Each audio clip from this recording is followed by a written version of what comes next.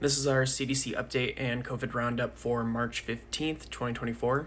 As of last week, we're down about 14% in new hospital admissions due to COVID, and we're down about 5% in deaths due to COVID. Putting this into context, we're now at a full month of new hospitalization decreases.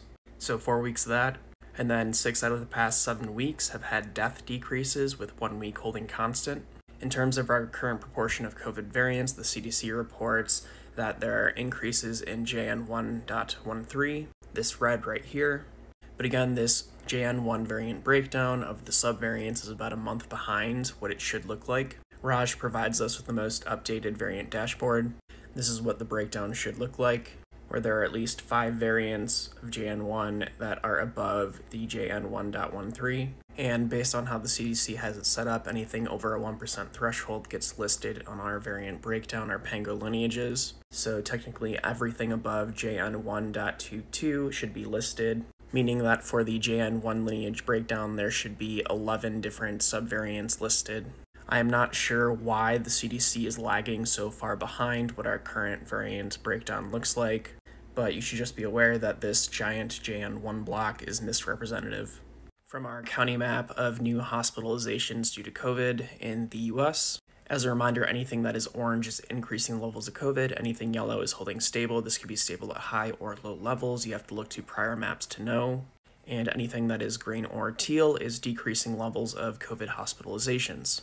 Now, despite us decreasing 13 or 14% in new hospitalizations due to COVID since the prior week, we're seeing something quite interesting. Despite overall trending down, we have huge outbreaks all over the country, which is something we usually see at the start of a bump or a mini surge. For instance, this was the prior week's map and the current week's map, where I find it very interesting that in the center of the country where it was trending down, it popped right back up again, as shown here. Moving on to the New York State wastewater map, we have a positive update. The data that has not been updating since January 12th has finally updated. As a reminder, anything that is dark blue is low levels of COVID in the wastewater, anything that is light blue is moderate levels, and anything from yellow to bright red is high levels of COVID in the wastewater.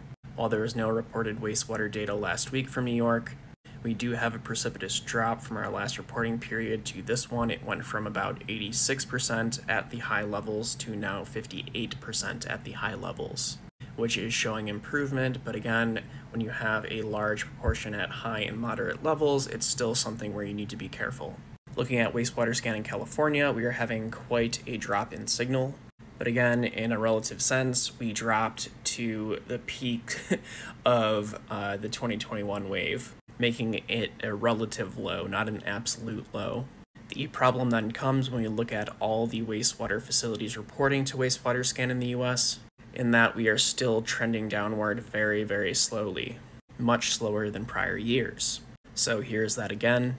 So I just want to emphasize that while things are trending downwards, it is still at quite high levels. So while we can breathe a small sigh of relief, we still need to keep up our mitigation measures.